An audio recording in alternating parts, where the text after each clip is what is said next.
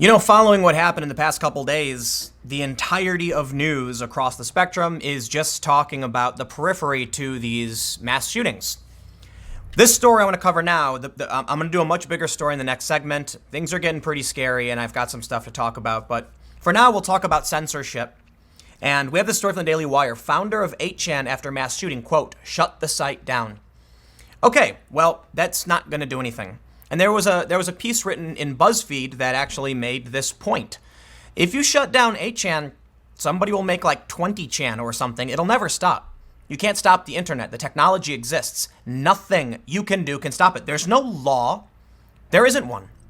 Now, we've seen the update to the story is that 8chan is flickering on and off essentially. Mostly, in my understanding, because it's being DDoSed, which is, it means distributed denial of service attack, where people flood it with requests so it can't process everything and then becomes inaccessible.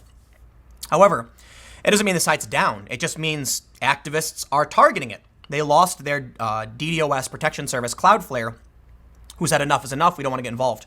So the first thing I want to do is talk about why the founder thinks it should be shut down. I want to talk about how censorship isn't going to solve this problem. Shutting these sites down will not solve this problem. They will move their servers. They will find a way. The internet, it's just, as of right now, it doesn't work the way they want it to. They will find a way. And even if it's not through a traditional website, we now have the emergence of the Fediverse, a decentralized social media network that can't be shut down.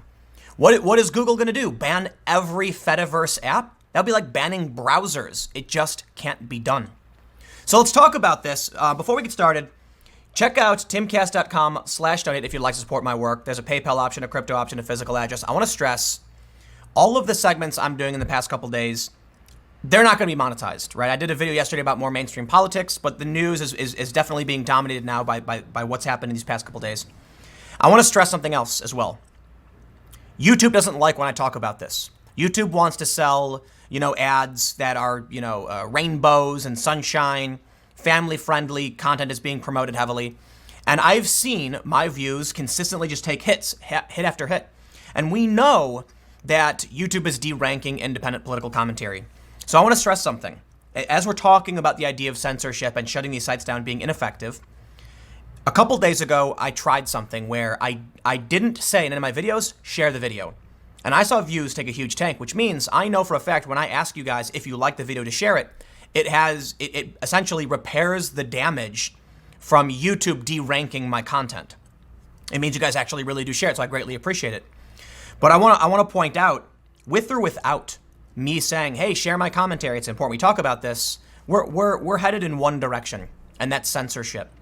Either because companies are going to be terrified and say, I don't want to have anything to do with this, the press is too bad, and they cut them off, or because we are going to see authoritarian responses to extremism. That won't solve the problem. It will actually make it worse. It'll cause a recoil. It'll cause people to find, holes where they will fester in. But it's going to happen. Either we're going to see government or corporate authoritarianism increase, and they're both increasing. And we're hearing people on the left call for more. That's what we're going to get. So I'll say this. If you want to support my work, that's how you can do it. I can't monetize videos talking about these issues. I understand why, noting that CNN does, but sure, independent media has a massive disadvantage right now. We can't monetize this stuff. CNN can. We are deranked. CNN's not. We all talk about the same thing. I don't think we will win in the long run. Now, look, I'm not a fan of 8chan, but I understand the internet is the internet. You can't do anything about it. We are facing a serious crisis of these festering holes on the internet where people share their ideology and radicalize themselves. But radicalization doesn't have to happen online at all. It just happens in closed quarters. When you have groups that isolate themselves and only communicate among themselves, they radicalize each other because they're not being exposed to the outside. So it's kind of like little whirlpools forming where they spin crazier and crazier, faster and faster. So now we have this. Let's read a little bit of the story and stop dilly-dallying. On Sunday, following the shootings in El Paso, Texas and Dayton, Ohio, the founder of 8chan, where various shooters have posted their intention to harm others, called on people who currently run it to shut it down. I'll make a point. Isn't it better that we have them doing this because we can then stop them, perhaps? If someone says, hey, I'm going to go do a thing, and they give people advance notice, Can't you use it as a means to stop it? Or at least know about it sooner? Like, just because people are there saying awful things, I guess the argument is they radicalize themselves. Sure, but you're not going to stop it. They're going to go somewhere else. They're going to use Tor. They're going to use federated apps. They're going to use, blockchain technology. It's just, you're not going to be able to stop it. Isn't it better that you have some kind of means of accessing who these people are, where they're from, and potentially stopping it? I would actually say maybe surveillance is an answer, but the idea of advocating for government surveillance just sounds more terrifying. That we're going to give up this power to the government out of fear. And I don't know if that's actually going to solve any problems either. Frederick Brennan, 25, the software developer who started 8chan in 2013 as a free speech-friendly 4chan alternative, told the New York Times, "Shut the site down. It's not doing the world any good. It's a complete negative to everybody except the users that are there. And you know what? It's a negative to them too." Wait, what? They just don't realize it. The Times reported of Brennan's creation of the site. He was upset that 4chan had become too restrictive, and he envisioned a site where any legal speech would be welcome no matter how toxic. The site remained on the fringes until 2014, when some supporters of Gamergate flocked to 8chan after being kicked off 4chan. They say 4chan was founded in 2003. So we get it, but let's look at the latest update. From the Daily Wire, 8chan went offline after company protecting it pulled its support, report says. Now, I saw this from the New York Times and from Fox News, but I have not seen any issue with 8chan. I was able to load the website with no problems. The Daily Wire says on Monday, the online forum 8chan went offline when the company Cloudflare, which creates software that protects 8chan from cyber attacks, it protects any website, yanked its support, according to Fox News, which added that it took action at 3 a.m. Cloudflare CEO Matthew Prince issued a statement calling 8chan a cesspool of hate. Frederick Brennan, the creator of 8chan, who had publicly called for 8chan to be shut down, thanked Cloudflare on Twitter. Brennan later pointed out something that indicated 8chan's move might not be permanent. They moved? He says, note to people in media, 8chan's administrators have voluntarily taken it down. They've inserted what's called a null A record into their DNS. It looks like it's going to come back soon. Points to an IP address owned by Anonymized Inc. Prince's statement read in part. Oh, is this the statement about... Oh, that's a long statement. I don't know if I'll read the whole thing, but we'll read a little bit of it. He says the mass shootings in El Paso, Texas and Dayton, Ohio are horrific tragedies. In the case of the El Paso shooting, the suspected terrorist gunman appears to have been inspired by the forum website known as 8chan. Based on evidence we've seen, it appears that he posted a screed to the site immediately before beginning his terrifying attack on the El Paso Walmart, killing 20 people. Unfortunately, this is not an isolated incident. Nearly the same thing happened on 8chan before the attack in Christchurch, New Zealand. The El Paso shooter specifically referenced the Christchurch incident and appears to have been inspired by the largely unmoderated discussions on 8chan, which glorified the previous massacre. In a separate tragedy, the suspected killer in the Poway, California synagogue shooting also posted an open letter to 8chan. 8chan has repeatedly proven itself to be a cesspool of hate. BuzzFeed wrote an article saying 8chan is not the problem. BuzzFeed is right. They said America is the problem. And BuzzFeed is right once again. Now, I don't know the details they bring up in the article for the most part, because I didn't read through most of it. I just kind of skimmed it a little bit. Faults on me, fine. But I want to point out some things. Guns are not the problem. Mental illness is not the problem.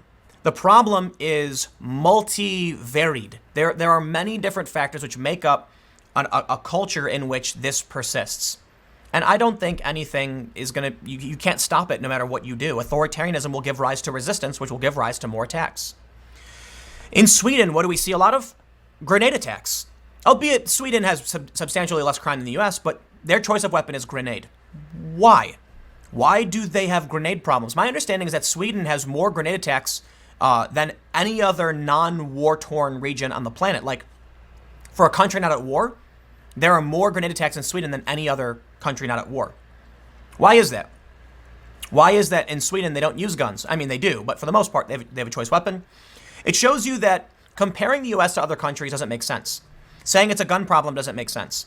And what's really disconcerting to me is banning 8chan could potentially make the problem worse, and banning guns potentially just increase the conflict and escalate tensions. I said this in my video earlier. Like, what do you think happens when the government goes door to door to round up guns? Do you think all of a sudden people are just going to be like, yeah, sure, here, take my property, like, without compensation? What if you do a mandatory gun buyback? People are not going to give up their guns. Going after law-abiding citizens who have never done anything wrong makes no sense. Blaming a weapon doesn't make sense. Sure, you can point out the speed and efficiency that people can carry out these weapons, but I'll tell you what, man, in a much more terrifying circumstance, people will use bombs. You can easily make extremely dangerous devices buying stuff at Walmart. You can make poison gases by going to Walmart. So I'll tell you this. You ban guns, you will find people will find a way. And I think one of the main reasons guns are the culprit is because it's a contentious political issue. When it came to Christchurch, the guy said he wanted the debate to trigger a civil war because he believed it would fall into racial lines. I think it will fall on race-based lines as well. I don't exactly know how it's going to happen, but I find it all very disconcerting. Calling for censorship won't solve this problem. Calling for gun bans won't solve this problem. I don't know what will, but I'll tell you this. If you don't plan your moves ahead, you will make things worse. You're walking straight off a cliff. You got to stop and think about where you are, and I don't know if we can. I really, really don't. So, long story short, 8chan, as I understand it, is still up. Censorship won't solve anything, but that's what they're going for. We're going to see calls for gun restrictions and more censorship online, and that will lead to resistance. It will lead to people panicking and saying, "Oh no, it's happening."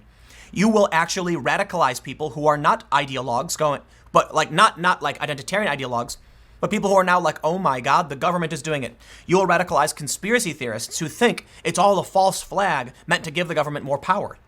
Authoritarianism is not going to solve anything. Stick around. My next video is going to get more in depth on a lot of this stuff. 4 p.m. on the main channel, youtube.com/timcast. Stick around. I will see you there.